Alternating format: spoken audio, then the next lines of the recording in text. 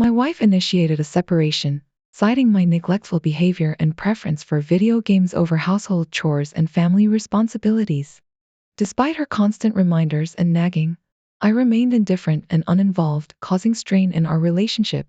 When she eventually asked me to leave, I experienced an unexpected sense of relief. Suddenly liberated from the constant pressure and expectations, I found myself in a space where I could breathe freely. As I settled into my newfound solitude, something remarkable happened. Without the weight of her expectations bearing down on me, I felt a surge of motivation and clarity. Tasks that once seemed burdensome now made sense. I found myself naturally inclined towards cleanliness and orderliness, taking pleasure in the simple act of tidying up. Moreover, I rediscovered the joy of spending quality time with our children, actively engaging with them and partaking in their daily routines. It was as if a veil had been lifted, revealing a version of myself that had long been obscured by the demands of married life. Embracing this newfound sense of agency, I sought to improve other aspects of my life as well. Encouraged by online advice, I decided to prioritize my physical well-being and joined a gym. Though initially skeptical, I soon realized that traditional workouts weren't for me. Instead, I opted for a more manageable routine, incorporating short bursts of exercise into my daily schedule. Combined with a commitment to healthier eating habits, I was amazed to see significant progress, shedding over 30 pounds in just 4 months. Buoyed by this transformation, I also dipped my toes into the realm of dating, exploring casual connections and friendships. While navigating this new chapter of my life, I remained steadfast in my decision to focus on self-improvement and personal growth. However, amidst the positive changes and newfound sense of independence, my wife's attempts to reconcile added a layer of complexity to the situation.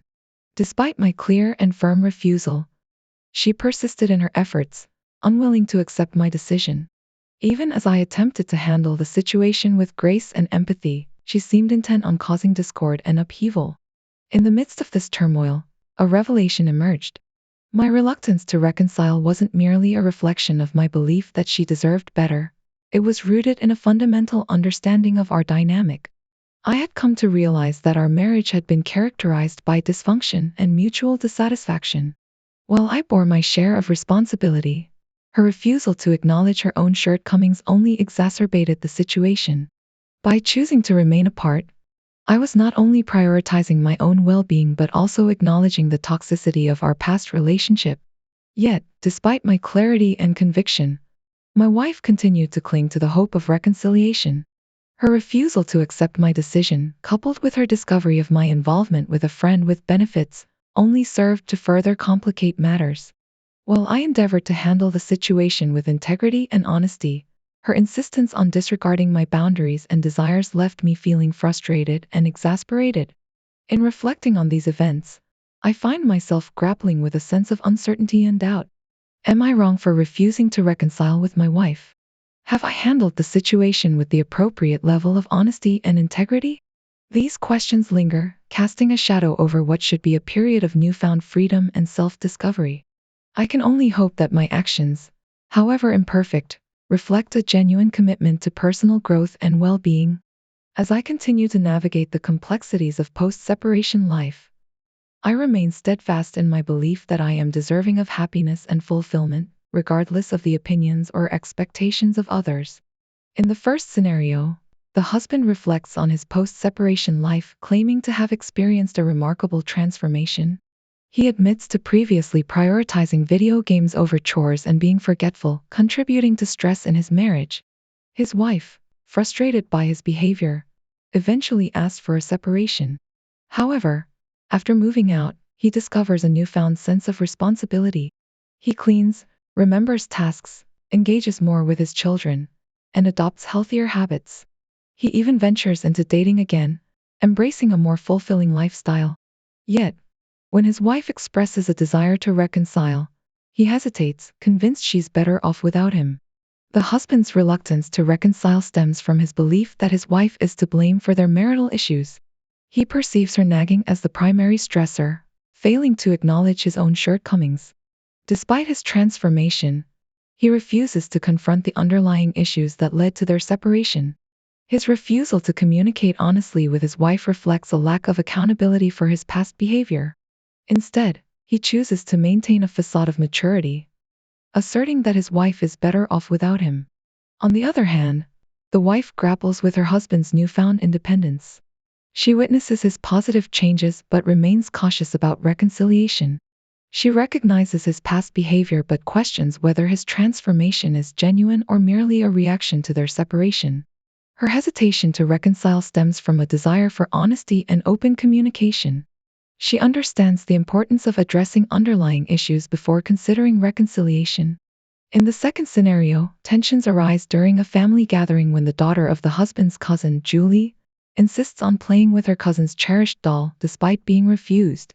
The situation highlights broader issues of discipline and parental guidance.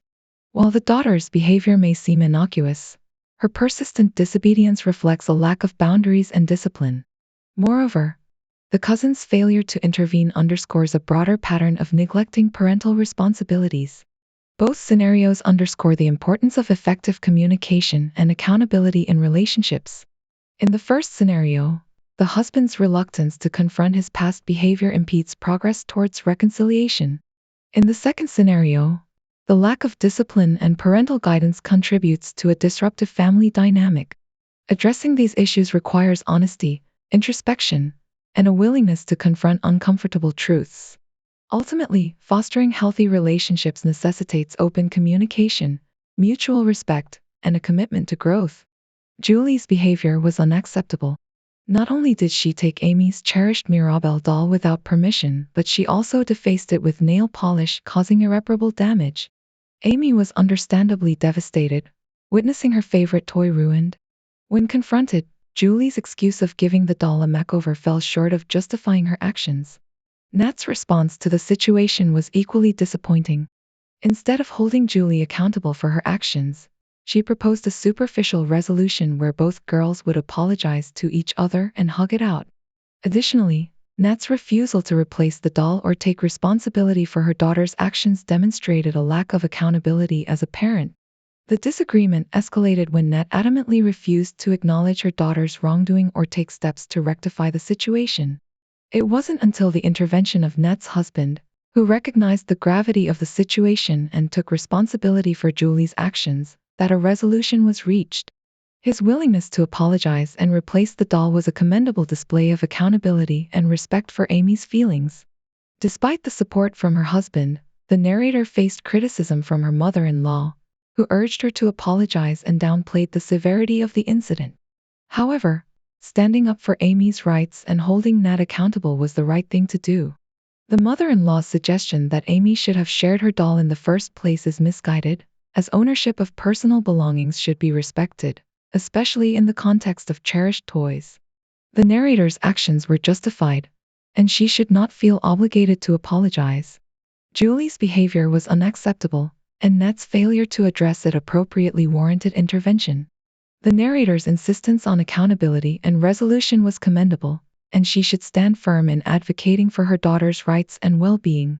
4 years ago, my husband passed away, leaving me with our 2 children, a tween son, and a young daughter in grammar school. Since then, my focus has been on caring for my children, and I have had no interest in dating or seeking another partner. My mom went through a similar experience when my sister and I were young grammar schoolers. After we lost our dad, she remarried 15 months later, introducing us to our new stepfather. However, there was pressure to call him dad, and my mom removed all photos of our biological father from our home. My sister and I secretly kept some photos of our dad, fearing that our mom might dispose of them. While she didn't discard them, she stored away many memories of our dad, refusing to acknowledge our requests to access them. This strained our relationship with her. Over the past 2 years, my mom has been subtly suggesting that I start dating again, insisting that my children need a father figure and that I need a husband. Recently, she became more direct, telling me that my children require a father figure and I need a husband to avoid loneliness. She implied that dedicating myself to my late husband for the rest of my life was unreasonable and that I was depriving my children of a father figure. In response, I explained that I am content with the memories of my late husband and that my children do not need a replacement father. When my mom pressed further, asking how I could say that when her husband has been like a father to me for 24 years, I expressed that he never filled that role for me, and just because she replaced my dad doesn't mean I want to replace my husband. This confrontation left my mom furious, insisting that I should understand her perspective better. However, I remain firm in my decision not to seek another husband and to prioritize the memory of my late husband for myself and my children. I expressed to her my understanding, or lack thereof, after the loss of my husband. I explained that unlike her, I couldn't fathom erasing all reminders of him from our home or depriving my children of those memories. Forcing them to address someone else as dad seemed inconceivable to me. I reassured her that our children already had an exceptional father, and he would forever hold that place in their lives, just as my father does in mine. However, my perspective was met with accusations of spitefulness and selfishness. Seeking validation, she turned to my sister, only to find that she shared my sentiments. Despite this, my aunt, my mother's sister, admonished me, suggesting that rather than accusing her of replacing my father, I should recognize her desire for our happiness. But to me, her actions felt cruel, and at my age, I should be able to comprehend the consequences of her choices. I empathize with your loss and hope that your children continue to cherish their father's memory through your recollections and those of other loved ones. While it's true that you don't have to remain your husband's widow indefinitely, your mother's attempt to supplant your father was unjustifiable.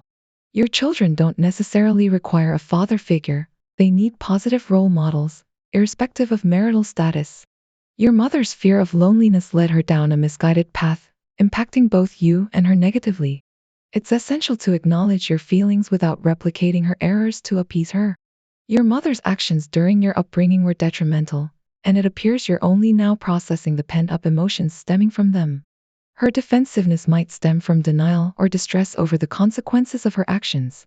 Expressing these feelings is a crucial step towards healing. Regarding the house sale, we recently sold our property, which included an in-ground pool. Before the sale, we had neatly stored pool equipment in 2 large deck boxes near the pool. These items were essential for any pool owner, ranging from vacuum hoses to chlorine containers and the filter unit. However, during the buyer's walkthrough, they insisted on removing the deck boxes left outside. Despite explaining that they contained vital pool equipment, we were still asked to remove them. The new owners insisted on removing the deck boxes, prompting us to clarify if they wanted only the physical boxes gone while leaving the equipment in the garage. However, they reiterated their desire to have everything removed. We had previously communicated our request in writing to both realtors and our lawyer, explicitly asking what they wanted taken from the property. Despite our efforts to clarify that they specifically wanted the pool equipment removed, they remained adamant. Reluctantly, we complied with their demand and removed the equipment. Recently, they reached out, seemingly unaware that the boxes contained the pool equipment, and questioned its whereabouts. We forwarded them the email chain documenting their instruction to remove everything, including the pool equipment. Even then, they persisted in asking for reimbursement, claiming they now needed to purchase new equipment. However, we stood firm, stating that we had followed their instructions precisely, and their oversight was not our responsibility. Our legal counsel has confirmed that we are not liable in this situation. It's evident that the new owners may lack experience, especially if they are first-time homeowners who have never owned a pool. Despite our clear communication, they failed to grasp the contents of the boxes. Their request for compensation appears unjustified and seems more like an attempt at profiting from their oversight. Thankfully, having the request documented in writing has protected us from any potential legal threats. Regarding your parking situation, it's unfortunate that your neighbor's guests continuously park inconsiderately, causing inconvenience for you. Despite your father's efforts to address the issue with them, it seems they remain indifferent. This lack of consideration for others' needs is frustrating, especially when it affects your daily routine and comfort. It's important to find a resolution to this issue, perhaps through further dialogue with your neighbor or seeking alternative parking arrangements. Someone dinged his car, and he approached me today, asking if we could review our ring footage for any potential evidence. However, I was the only one home at the time, and I simply declined his request before shutting the door on him. His lack of neighborly courtesy, especially considering the inconvenience I faced walking in heavy rain late at night, left me unfazed by any potential scratches to his car. My dad noticed the interaction and questioned me about it later. I explained what had happened, but he advised against my response, suggesting it reflected poorly on us. Nonetheless, we reviewed the footage, only to find that our camera hadn't captured anything relevant. Therefore, I don't believe it's our responsibility to address his concerns. Am I the one at fault here? Perhaps not. I would have reacted even more strongly if faced with similarly inconsiderate neighbors. They've consistently shown a lack of regard for my well-being, so I see no reason to extend them any favors now. Your neighbors have clearly been disrespectful towards you, and it's almost amusing that they suddenly seek your assistance when they've never shown you any consideration before. Your response sends a clear message that you've had enough of their behavior. Your dad shouldn't worry. It's not a reflection of us, but rather a response to their ongoing disregard for us. However, I respectfully disagree with your approach. By abruptly shutting the door, they might assume you're the one responsible for the dent. In such situations, it's an opportunity to assert yourself while maintaining a civil tone. You could have delayed your assistance, citing your own inconveniences due to their disregard for parking etiquette. This way, you assert your boundaries while also making them aware of their impact on your life. It's a mutual learning opportunity, and in this case, everyone involved shares some blame for the situation.